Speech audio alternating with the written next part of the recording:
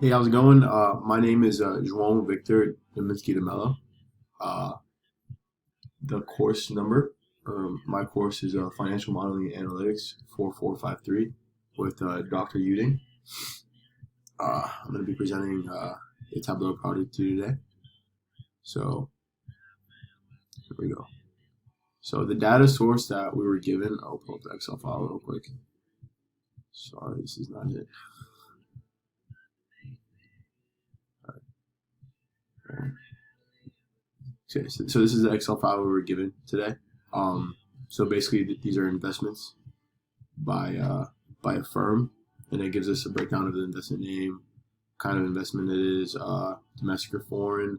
Gives us the value of the investment, size, compares size categories and style categories. Gives us risk rank, return rank, all the necessary numerical values that we need to judge if the investment was good or not.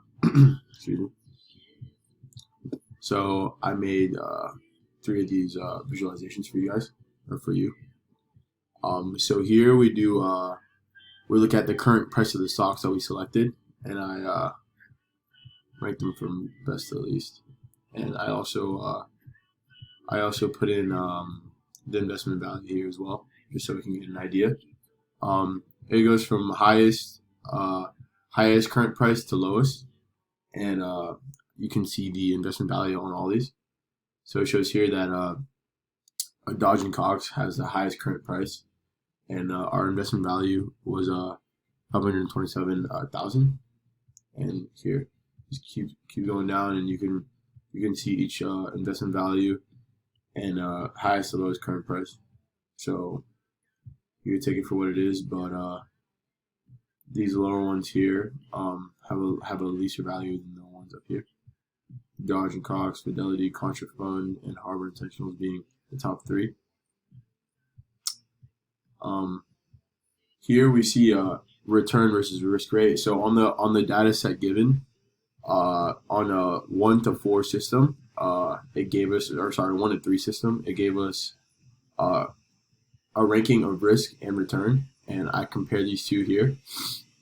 We have all the investment names down here on the bottom row, and this middle row would be the risk rank, and the top row would be return rank. So we see here a riskier, some stocks on the riskier side. So usually in investing, riskier stocks have a higher potential for return, but we see that doesn't always that doesn't always happen, because we have a risk 3 stock here in AIM, and the return rate on this stock was 1. So, but yeah, gives us a really good comparison on right here. For example, risk 3, return 3.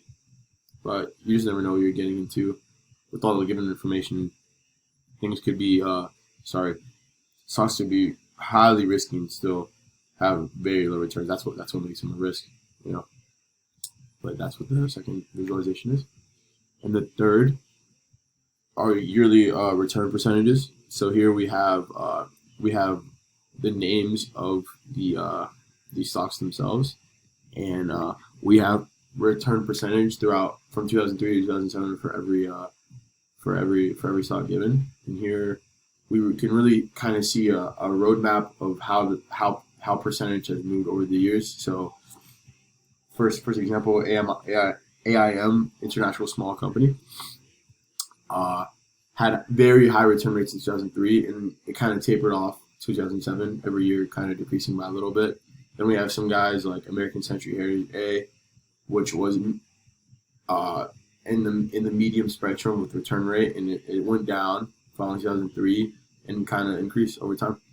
But yeah, we can really track return rates over a 4-year period for all these stocks given. Thank you guys. Those are the 3 visualizations I have for you today with the given data set. Have a good one.